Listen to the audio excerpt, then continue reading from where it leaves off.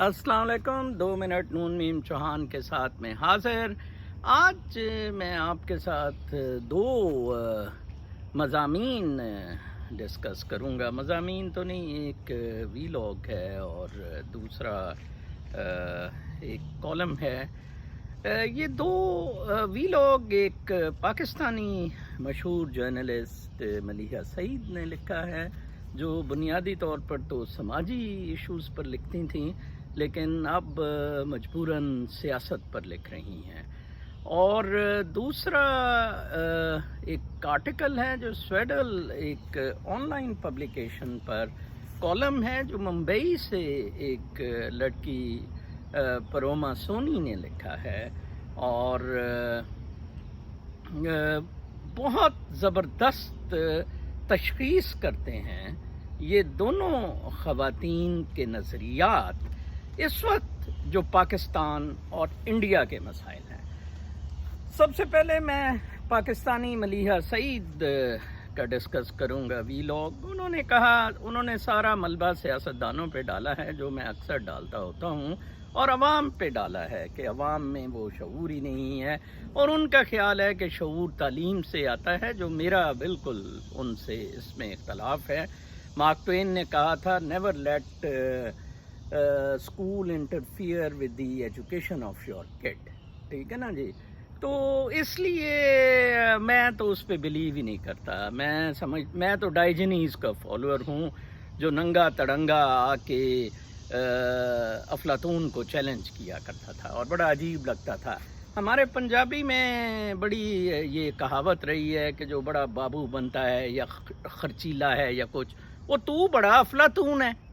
You سی، افلاطون نے actually سارا پٹھا بٹھایا.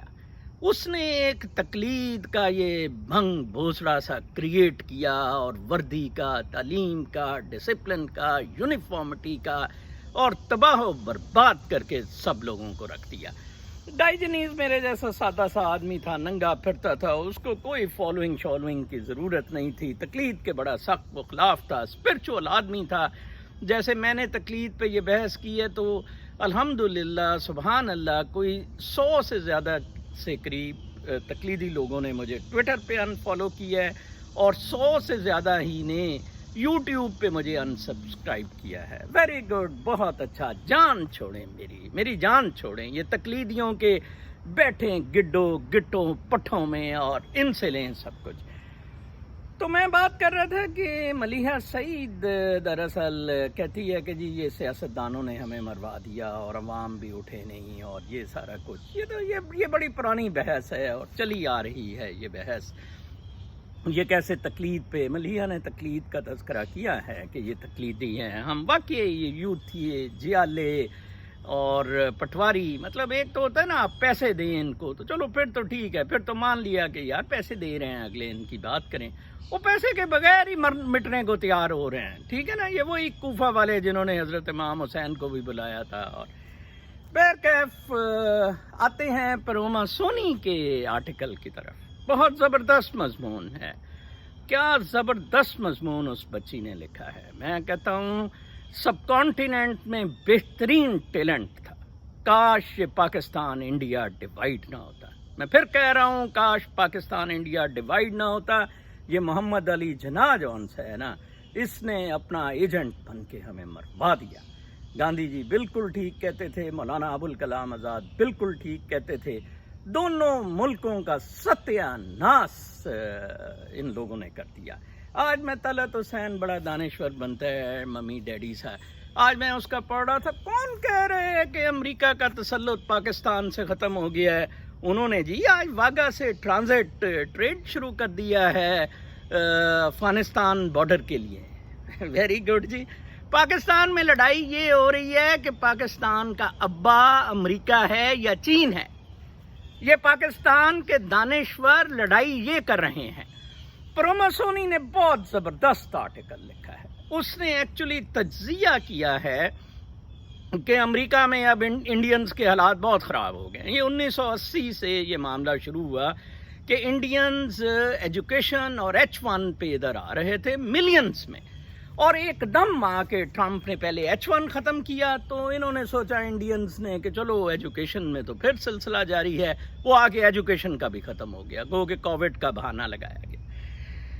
اس کا آخری پیراگراف پروماسونی کے آرٹیکل کا بہت زبردست ہے۔ اس نے تشخیص کی ہے کہ یہ معاملہ ہے کیا ہے۔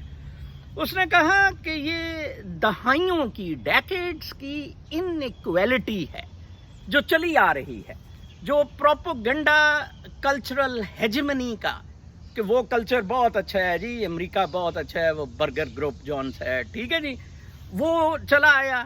تو پھر اس نے بہت اچھا لکھا کہ اس کو صرف سکسیس کا نظریہ جون سا بدلنا ہے، ہم نے اسی سے نہیں صرف کام چلے گا، ہمیں تقلید سے باہر نکلنا ہوگا، ہمیں اپنی روٹس میں جاننا ہوگا، ہمیں اپنی روٹس پہ فخر کرنا ہوگا، ہمیں اپنی روٹس کی پہچان کرنی ہوگی۔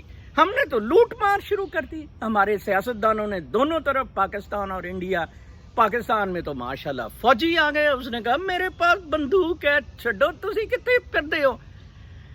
کچھ نہیں ہوگا جب تک ہم میں یہ شعور نہیں آتا کہ ہم ایک نیچرل بینگز ہیں، روحانیت کے ساتھ ہم منسلک ہیں، اور سب سے پہلے ہماری مدر روٹس ہیں، اس کے بعد ہم نے ہم نے فل بلوم ہونا ہے اس ایک انوائرمنٹ میں، نیچر کے ساتھ ہم نے ہونا ہے۔ یہ باقی سب مصنوعی، تقلیدی، کنڈیشننگ اور فراڈ ہے یہ سارا۔ جمہوریت، اس نے ملیہ سعید نے جمہوریت کو بڑا لتوڑا، حالانکہ میں نہیں ویسے لتوڑتا، وہ نظام، میں کسی نظام کو کرٹیسائز نہیں کرتا، نہ جمہوریت کو، نہ اپنا جون سا ہے وہ ڈکٹیٹرشپ کو، نہ ملٹری، میں کسی کو نہیں کرتا، میں تو ایون مذاہب کو نہیں کرٹیسائز کرتا۔